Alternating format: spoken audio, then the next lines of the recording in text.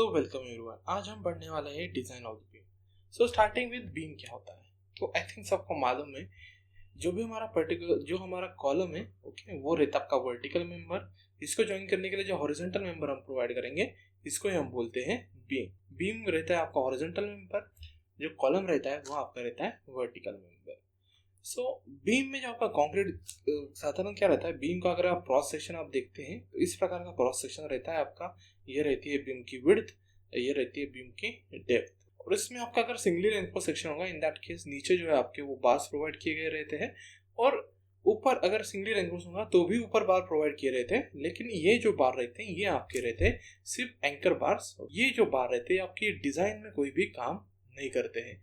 But अगर आपका डबली reinforce section होगा तो इन दैट केस ऊपर भी आपके बार जो रहेंगे वो लोड में, जो आपकी लोड कैरिंग कैपेसिटी होगी इस पर्टिकुलर सेक्शन की, उसमें वो हिस्सा देते हैं। तो ये जो आप करेंगे इनको बोलेंगे हम मेन बार्स। यही रहते हैं आपके लॉन्जिट्यूडनल बार्स, और ये जो आपके रहते हैं वर्टिकल स्टिरप्स। स्टिरप्स का काम रहता है आपका जो भी शियर लोड होगा उस शियर लोड को रेजिस्ट करते हैं आपके स्टिरप्स। वहीं पर लॉन्जिट्यूडनल बार जो आपके रहेंगे ये रेजिस्ट करते हैं एक तो आपके कॉम्प्रेसिव लोड को या फिर टेंशन को। इसी को हम बोलते हैं फ्लेक्चर। जो भी आपका फ्लेक्चरल लोड होगा that will be resisted by this particular दो जो आपके लॉन्जिट्यूडनल बार्स होंगे उनसे। आपको पता है कि जो आपका कंक्रीट रहता है वो वीक इन टेंशन रहता है, वहीं पर स्ट्रॉन्ग इन कॉम्प्रेशन रहता है। ओके, अगर हमने कंसीडर कर दिया ये कॉलम, हमने कंसीडर कर दिया ये एक कॉलम है यहाँ पे, ये दूसरा कॉलम है और ये बीम है। अगर इस पे हम लोड लगाए तो ये बीम क्या होता है, इस तरह से बेंड होता है। तो यही बेंडिंग जो आपकी वो यहाँ पर दिखाई गई है, ये आपका कॉलम है, ये दूसरा कॉलम है और बीम इस तरह से बेंड हो रहा है। तो बीम का जो ऊपर वाला हिस्सा रहता है यहाँ पे कॉम्प्रेसिव फोर्स जो होता है वो अप्लाई होता है। वहीं पर जो आपका नीचे वाला फोर्स रहता है वहां पे आपका टेंशन वाला फोर्स जो रहता है वो अप्लाई होता है। सो इसलिए हम क्या करते हैं, जब भी हम बीम डिजाइन करेंगे तो हम क्या करेंगे, नीचे रेनफोर्समेंट बार जो है वो प्रोवाइड करते हैं। क्योंकि नीचे क्या रहता है आपका, नीचे रहता है आपका टेंशन। तो जो आपका नीचे वाला फेस रहता है वहां पे आपका टेंशन रहता है, और जो आपका कंक्रीट है वो आपका क्या है, आपका कंक्रीट वीक इन टेंशन है। सो देयरफॉर हम क्या करते हैं, उसके बजाय हम क्या करते हैं वहां पे रेनफोर्समेंट प्रोवाइड करते हैं, सो दैट आपकी जो टेंशन स्ट्रेंथ रहेंगी वो आपकी इंक्रीज हो सके। ये जो आपका पर्टिकुलर फेलियर रहेगा जहां पे आपकी कंप्रेशन में क्रैक जाता है उसको हम बोलते हैं फ्लेक्चर फेलियर। वहीं पर अगर आपका कैंटिलीवर टाइप का अगर बीम रहे, अगर वहां पे हॉगिंग होती है, in case of the hugging आपकी जो क्रैक होती है वो 45 डिग्री पे क्रिएट होती है। तो वो जो आपकी इंक्लाइन वाली क्रैक होंगी जो हम लेते हैं कि 45 डिग्री पे क्रैक हो रही है, उस टाइम हम बोलेंगे शियर फेल्यूर। ये जो रहेगा आपका फ्लेक्चर फेल्यूर रहेगा। मतलब जो आपका बीम होगा, प्रकार से अगर आप बीम कंसिडर करते हैं तो क्रैक आपकी इस तरह से आएंगी। तो ये जो रहेगा आपका, ये रहेगा आपका फ्लेक्चर फेल्यूर। वहीं पर अगर आपका इसी तरह का बीम है और बीम में क्रैक है जो आपकी वो 45 डिग्री पे आ रही है, इधर यहाँ पे कुछ भी सपोर्ट है, तो इन दैट केस इसको हम बोलेंगे शियर फेल्यूर। तो आपको जो बीम है वो दोनों के लिए डिजाइन करना पड़ता है कि वो फ्लेक्चर में फेल ना हो एज वेल एज वो शियर में भी फेल ना हो। ये जो आपका फ्लेक्चर और लोड होगा वो किससे लिया जाएगा, ये जो हम बार देख रहे हैं 4 बार आपके, दिस पर्टिकुलर 4 बार आपके रेजिस्ट करेंगे फ्लेक्चर और लोड को, और वहीं पर ये जो आपको स्टिरअप्स देख रही है ये आपको रेजिस्ट करेंगे शियर में। तो इस तरह से आपको बीम जो है वो डिजाइन करना है शियर के लिए एज वेल एज बीम जो आपके फ्लेक्चर होगा उसके लिए। इसमें 2 टाइप के बीम रहेंगे आपके, सिंगली रेनफोर्स और डबली रेनफोर्स। नेक्स्ट, सो डिजाइन को शुरू करने से पहले हमको मालूम होना चाहिए कि यहाँ पे जो हम डिजाइन क्राइटेरिया जो एलएसएम मेथड यूज करने वाले हैं उसमें कुछ यहाँ पे एजम्पशन दिए गए हैं कि कौन से एजम्पशन आपको जो भी फॉर्मूला यूज करेंगे या फिर जो भी हम यूज करेंगे उसमें कुछ एजम्पशन है। पहला एजम्पशन जो आपका वो है कि plane section remains normal to the axis remains plane after the bending. इसका मीनिंग क्या होता है, जो भी आपका पर्टिकुलर सेक्शन होगा, अगर सपोज हमने बीम कंसीडर कर दिया, इस प्रकार का आपका कुछ तो भी बीम है, 3D हमने कंसीडर कर दिया, इस प्रकार का आपका बीम है। 2 मिनट, इस प्रकार का अगर हम बीम कंसीडर करते हैं, जब हम इसको काटेंगे, अगर हमने यहाँ से बीच में से उसको काट दिया तो ये हो जाएगा उसका प्लेन। तो अभी ये जो आपका प्लेन है, दिस पर्टिकुलर प्लेन सेक्शन का एरिया जो रहेगा वो इवन आफ्टर द बेंडिंग, मतलब बेंडिंग अगर आपकी इस तरह से बीम की होती है, आपका जो बीम होगा वो इस तरह से बेंड अगर आपका हो गया सपोज,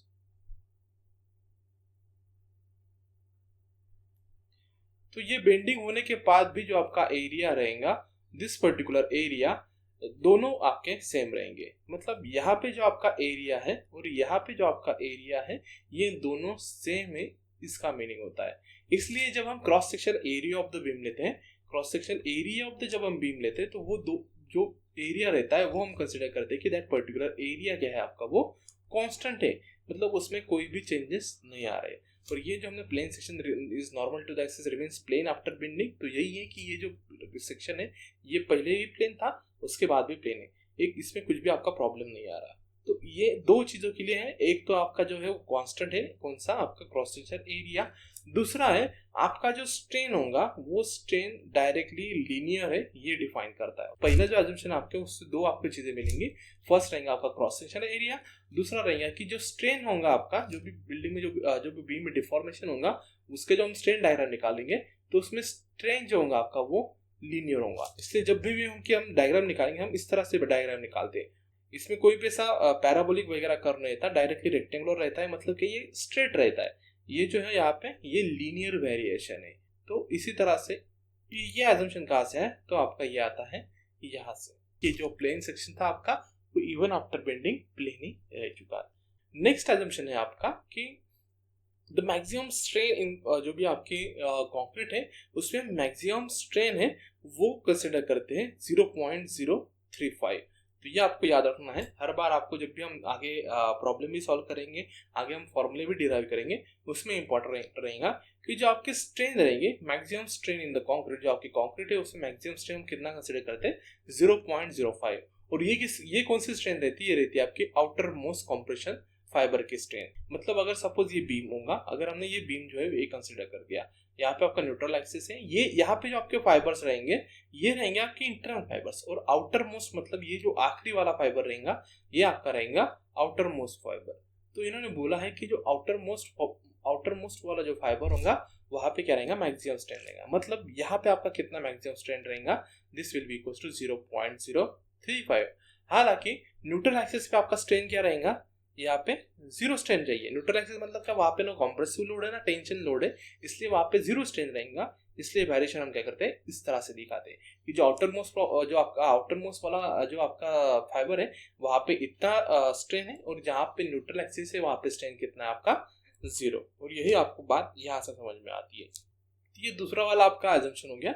उसके बाद तीसरा एजम्पशन होता है आपका कि जो भी आपका स्ट्रेस स्ट्रेन वाला कर्व है वो प्रैक्टिकल में आपका बहुत अलग अलग तरीके से आता है, लेकिन यहाँ पर डायरेक्ट आईएस कोड में फिगर 21 है आपकी IS 456 की, उसमें जो आपका फिगर दिया है वही हम एज्यूम करते हैं कि इस तरह से आपका स्ट्रेन कर्व का कर्व है फॉर द कंक्रीट। एक्चुअल में ये चेंज हो सकता है, अगर आप साइड पे जाओगे तो जब आप लैब में अपने कंक्रीट के लिए टेस्ट करेंगे तो ये कुछ तो भी अलग रह सकता है। ऐसा नहीं कि यहाँ पर ही इस तरह से पैराबोलिक हो और उसके बाद स्ट्रेट हो, ये मे भी ऊपर जा सकता है, ऐसा कुछ तो भी फेलियर हो सकता है, या फिर ये नीचे भी ऐसा कुछ तो भी रह सकता है। हमने जो आपका IS कोड है उन्होंने यहाँ पे डिफाइन कर दिया कि नहीं, हम क्या करेंगे, आप साइड पे आपको अलग अलग कर्व मिलेंगे, लेकिन हमने एक कर्व डिफाइन कर दिया कि जहाँ पे स्टार्टिंग वाला पोर्शन जो रहेगा अप टू द 0.002 स्ट्रेन हम कंसिडर करेंगे कि जो स्ट्रेस है आपका वो क्या है, आपका पैराबोलिक वहां पे जो है वो चेंज हो रहा है। So there is a variation of the stress in the parabolic pattern up to the strain of the 0.002 तक स्ट्रेन तक ये जो वेरिएशन होगा आपका वो लीनियर, वो क्या रहेगा आपका पैराबोलिक रहने वाला है। ओके, लीनियर नहीं, सॉरी, वो आपका रहेगा पैराबोलिक। और 0.002 स्ट्रेन के बाद इसमें कोई भी आपका वेरिएशन नहीं होगा, मतलब आपका जो स्ट्रेस होगा, जो भी हम स्ट्रेस कंसिडर कर रहे हैं वो क्या रहेगा, आपका कांस्टेंट रहेगा। अब कहाँ तक आपका ये चालू होगा, आपका 0.002 से लेके मैक्सिमम हमने कितना स्ट्रेन कंसिडर कर दिया, 0.035 तक।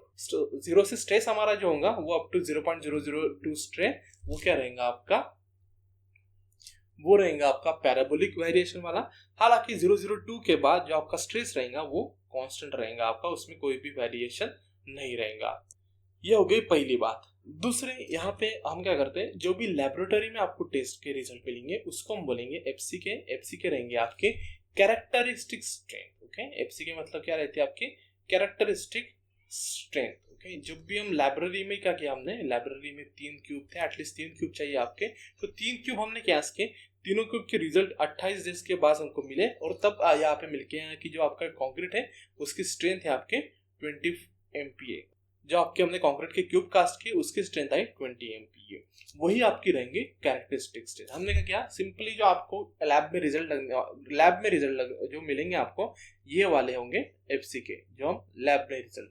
अभी इस एफसी को हम क्या करेंगे, और यहाँ पे एक फैक्टर आपका जो रहेगा दैट फैक्टर इज आपका साइज एंड शेप फैक्टर, उससे हम डिवाइड करेंगे। याद रखिए जो स्ट्रेंथ है, स्ट्रेंथ को हम क्या करते हैं रिड्यूस करते हैं, लोड को इंक्रीज करते हैं।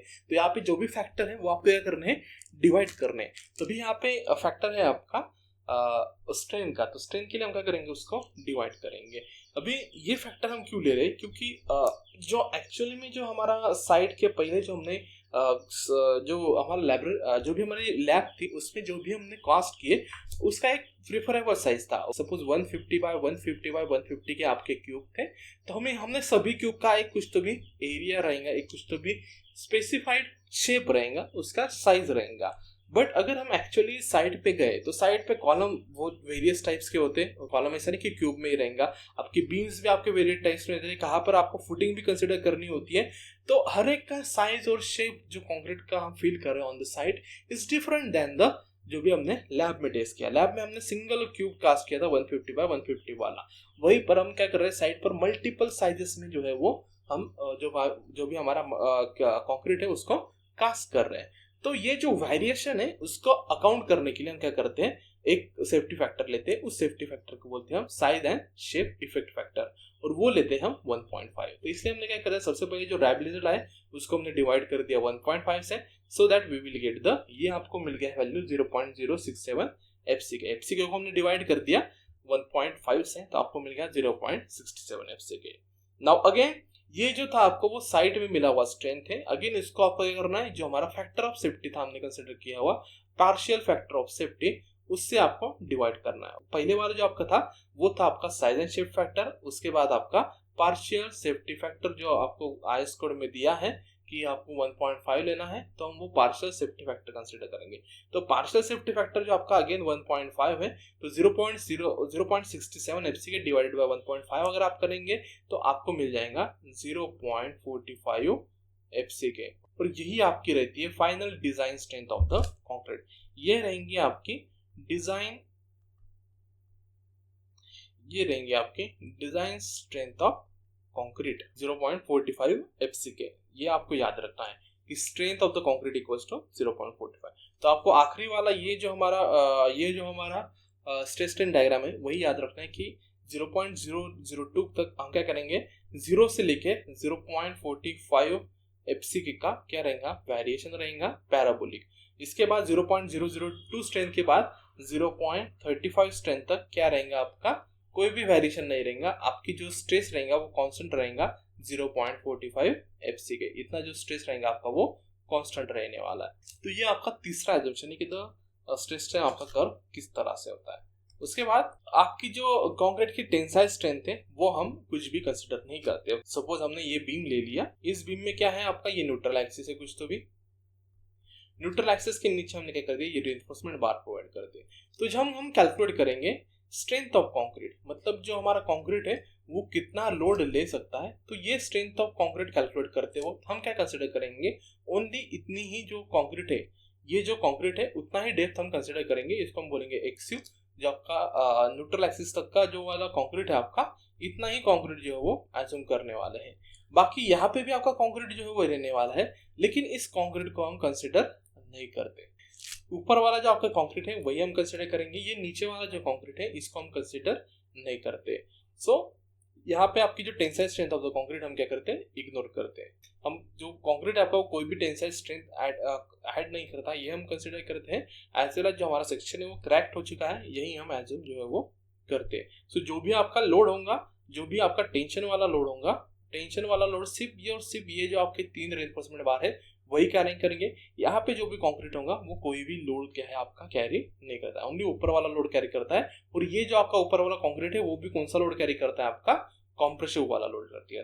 तो टेंशन जो हम कंसिडर करेंगे तो टेंशन लोड कोई भी कंक्रीट आपका कैरी नहीं करता है। ये tension load will be carried only by आपका जो भी स्टील होगा, उससे स्टील जो होगा आपका वही उस पर्टिकुलर लोड को कैरी करेगा। पांचवा एजम्पशन आपका जो भी डिजाइन स्ट्रेस स्ट्रेन जो आपके डायग्राम है फॉर द स्टील, तो स्टील का स्ट्रेस स्ट्रेन कर्व यहाँ पे हमको दिया गया है अगेन फिगर नंबर 23A और 23B of the IS 456। IS 456 में आपको 23 और 23B में आपको stress strain curve for the steel दिया गया है। Stress strain curve for the steel दो तरीके से है आपके, एक फर्स्ट है आपका जो आपका रहेगा ए वाला 23A, ये आपका है for the cold deform bars, okay, जो हमारा HYSD बार हम कंसिडर करेंगे उसको, और दूसरा आपका रहेगा जो आपका माइल्ड स्टील होगा उसको। तो माइल्ड स्टील में क्या रहता है आपका, in case of the mild steel एक डेफिनेटिव यील्ड पॉइंट आपका रहता है, तो इसलिए क्या करेंगे उसमें आपको डेफिनेटिव यील्ड पॉइंट मिल जाता है, उसके बाद ही आपकी जो आपका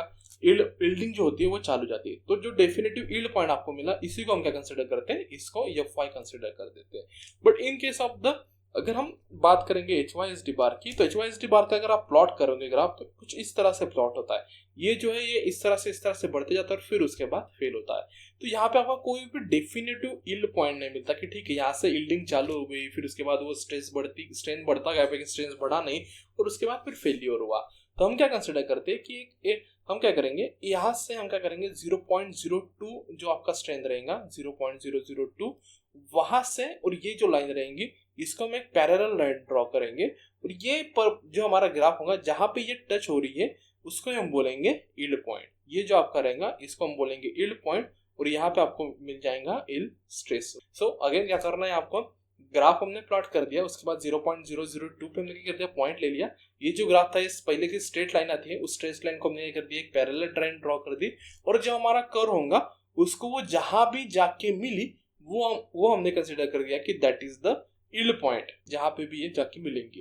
तो यही यहाँ पे किया है उन्होंने 0.002 पॉइंट यहाँ से हमने किया, ये जो आपकी ओरिजिनल कर्व था उसका पैरेलल लाइन कोड की, और ये जहां पे मीट हो गए, अभी सपोज यहाँ पे मीट हुए तो उसको हमने बोल दिया FY, that is the yield stress, ये हमने कंसिडर कर दिया FY। अगेन जो आपका ये जो आपका वो जो रिजल्ट है वो आपको मिलने वाले हैं, ये जो है वो आपका लैब रिजल्ट है, मतलब जो लैब में हमने टेस्टिंग किया तब आपको yield stress of the steel मिली FY। तो अभी यहाँ पे भी आपको और एक फैक्टर ऑफ सेफ्टी, आपको यहाँ पे भी आपको क्या करना है, फैक्टर ऑफ सेफ्टी से डिवाइड करना है। यहाँ पे हमने साइज एंड शेप फैक्टर नहीं लिया, okay. In case of the concrete क्या रहे थे हम जो आप लैब में क्या कर रहे हैं, हम 150x150 का क्यूब यूज कर रहे हैं, वहीं पर ऑन साइड क्या रहेगा, मे बी आपका 230x500 का कुछ तो भी कॉलम रहेगा। इस तरह से कॉलम या फिर बीम या फिर फुटिंग उसमें different type of the size and shape हम यूज कर रहे हैं। वहीं पर जो हमारा बार है, हम 16 mm का बार का जो साइज आपको वो सर्कुलर ही रहेगा in the lab, as well as जब हम साइड पे भी इंस्टॉल करेंगे तब भी उसका साइज और शेप क्या रहेगा, सेम रहेगा। उसका डायमीटर जो रहेगा वो 16 mm में रहेगा, एज वेल एज उसका शेप जो आ गया वो सर्कुलर रहेगा, उसमें कोई भी चेंजेस नहीं आ रहे। इसलिए हम क्या कर रहे हैं, यहाँ पे साइज एंड शेप फैक्टर कोई भी नहीं ले रहे, लेकिन फैक्टर ऑफ सेफ्टी आपको यहाँ पे भी लेनी है। तो पार्शियल सेफ्टी फैक्टर आपको लेंगे तो अगेन स्टील जो रहता है आपका वो प्रॉपरली कास्ट किया जाता है इन द मैन्युफैक्चरिंग, जो आपका यूनिट होगा वहां पे, तो इसलिए उसमें ज्यादा डिफॉर्मिटीज नहीं रहेंगी कंपेयर टू द कंक्रीट। वैसे आपका एक्चुअली में लैब में कास्ट करेंगे वहां पर ज्यादा क्वालिटी कंट्रोल होगा, जब आप साइट पे कास्ट करेंगे वहां पे क्वालिटी कंट्रोल इतना नहीं होगा। वेयरएज जो आपका स्टील है वो डायरेक्टली हम इंपोर्ट ही करते हैं मैन्युफैक्चर से, और वैसा को ऐसा इंस्टॉल करते हैं, इसलिए वहां पे ज्यादा प्रॉब्लम नहीं आता। इसलिए हम वहां पे क्या consider, factor of safety consider करते हैं 1.15। तो अगेन हमने क्या कर दिया, FY को 1.15 से डिवाइड कर दिया, ये आपका आ जाता है 0.87 FY।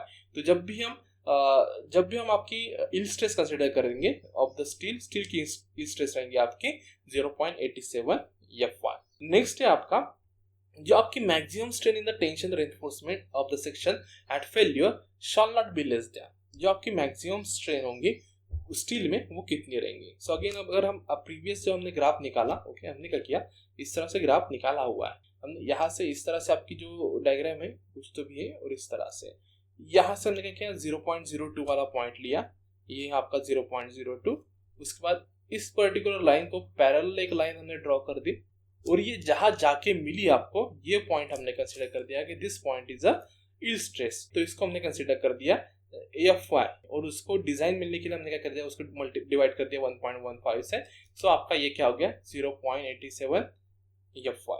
अभी ये जो आपका पॉइंट रहेगा, टोटल स्ट्रेन कितना रहेगा कंक्रीट में इस पर्टिकुलर पॉइंट पे, तो strain in concrete at this particular point will be this, यहाँ पे जितना स्ट्रेन होगा that will be the strain in the concrete at the 0.87 FY yield stress। तो ये अगर आपको कैलकुलेट करना है तो मुझे पता है कि ये टोटल डिस्टेंस मुझे कैलकुलेट करना है, इतना डिस्टेंस जो है मुझे कैलकुलेट करना है। This distance is known to you, ये मेरा डिस्टेंस है 0.002। अभी ये डिस्टेंस कितना रहेगा, तो सपोज मैंने इसको कंसिडर कर दिया थीटा, ये जो है इसको मैंने कंसिडर कर दिया थीटा, तो tan theta will be equals to, tan theta क्या हो जाएगा मेरा, tan theta will be equals to ये अपोजिट वाली और ये एडजेसेंट वाली, okay, tan theta will be equals to opposite upon adjacent. अभी जो आपका अपोजिट वाला है वहां पे हम क्या शो कर रहे हैं, ये जो अपोजिट वाला है ये क्या है आपका स्ट्रेस है, इस एक्स एक्सिस पे आपका क्या है, यहाँ पे क्या है आपका स्ट्रेस है, और वाई एक्सिस पे क्या है आपका स्ट्रेन है। तो जब भी हम इसकी लेंथ कंसीडर करेंगे तो हम क्या कंसीडर करेंगे, स्ट्रेस कंसीडर करेंगे। वहीं पर ये जो एडजेसेंट है ये वाला आपका हॉरिजॉन्टल वाला, this horizontal is your strain, उस लाइन पे क्या हम शो कर रहे हैं, स्ट्रेन। तो tan थीटा आपका क्या रहेगा, tan theta will be equals to the ratio of the stress by strain. आपको पता है कि मॉडुलस ऑफ द इलास्टिसिटी क्या रहता है आपका, modulus of the elasticity also stress by strain. तो हम क्या करेंगे, यहाँ पे मॉडुलस ऑफ द इलास्टिसिटी, सो यहाँ पे हम क्या करेंगे कि tan थीटा क्या हो जाएगा आपका, tan theta equals to stress, sorry modulus of the elasticity. तो ये आपको फर्स्ट इक्वेशन मिल गया कि tan theta equals to modulus of the elasticity. Again theta क्या है आपका, अपोजिट अपॉन एडजेसेंट, अपोजिट है आपका स्ट्रेस, एडजेसेंट है आपका स्ट्रेन, तो क्या करेंगे इसको tan theta equals to stress कह देंगे। अभी सपोज इसको हम एज्यूम करेंगे कि this is equal, this unknown है, ये जो डिस्टेंस है आपको ये पता नहीं है, ये डिस्टेंस है आपका x। तो अगेन हम क्या करेंगे, tan थीटा फिर से एक बार लेंगे, tan theta is equal to again opposite वाला, अपोजिट कितना है आपका, ये डिस्टेंस कितना है यहाँ पे, ये टोटल इतनी हाइट है आपकी, ये हाइट कितनी है आपकी 0.87 FY। तो tan theta equals to opposite upon adjacent, again opposite क्या है आपका 0.87 FY और एडजेसेंट क्या है आपका अननोन x जो आपको निकालना है। तो अगेन ये tan थीटा भी इतना है, ये दूसरा इक्वेशन आपको मिल गया, tan theta equals to ES और ये आपका tan theta equals to 0.87 divided by x। तो यहाँ पे हम क्या कर देंगे, इक्वेट कर देंगे, ES will be equals to 0.87 FY divided by x। अभी x आपको कैलकुलेट करना है, तो x will be equals to 0.87 FY divided by modulus of the elasticity in steel. So इस x की वैल्यू आपके पास आ गई 0.87 FY divided by ES। Okay, so total जो आपको लेना है, जो टोटल आपको यहाँ पे स्ट्रेन रहेगा, total strain will be equals to 0.002 plus 0.87 FY divided by ES। तो ये आपका एजम्पशन है कि जब भी हमारा स्टील होगा उसमें यील्डिंग चालू होना चाहिए, मतलब उसमें मिनिमम स्ट्रेन आपका इतना होना चाहिए, इतना स्ट्रेन आने के बाद ही क्या हो जाएंगे आपका यील्डिंग चालू हो जाएगा। ओके, अगर इतना स्ट्रेन आपका स्टील में नहीं हो रहा है तो यील्डिंग आपकी नहीं होगी, क्योंकि हमने क्या कंसीडर कर दिया कि ये जो पॉइंट है ये आपका यील्ड वाला पॉइंट है, इसके नीचे क्या है आपकी यील्डिंग नहीं हो रही, इसको क्रॉस करने के बाद ही आपकी जो स्टील है वो यील्ड होना चालू हो जाएंगे, मतलब उसका जो डिफॉर्मेशन है वो चालू हो जाएगा। सो देयरफॉर आपको अगर डक्टाइल फेल्योर चाहिए तो डक्टाइल फेल्योर हम क्या करते हैं कि जो यील्डिंग है वो स्टील की पहले होनी चाहिए, मतलब जो आपका स्टील है वो पहले फेल होना चाहिए। सो देयरफॉर हम कंसिडर करते हैं कि जो आपका टेंशन रेनफोर्समेंट है इसमें जो आपका एटलीस्ट जो आपका स्ट्रेन है वो इतना ही चाहिए जब आपका फेल्योर है, अगर ये इससे कम होता है तो इन दैट केस स्टील जो आपका वो पूरी तरह से यूटिलाइज नहीं होता। तो ये बात याद रखिए। तो 6th डायमेंशन के आपका मिनिमम जो आपका मैक्सिमम स्ट्रेन है in the torsion reinforcement at least वो आपका किससे लेस नहीं चाहिए, FY 0.002 plus 0.87 FY divided by modulus of the elasticity for the steel ES।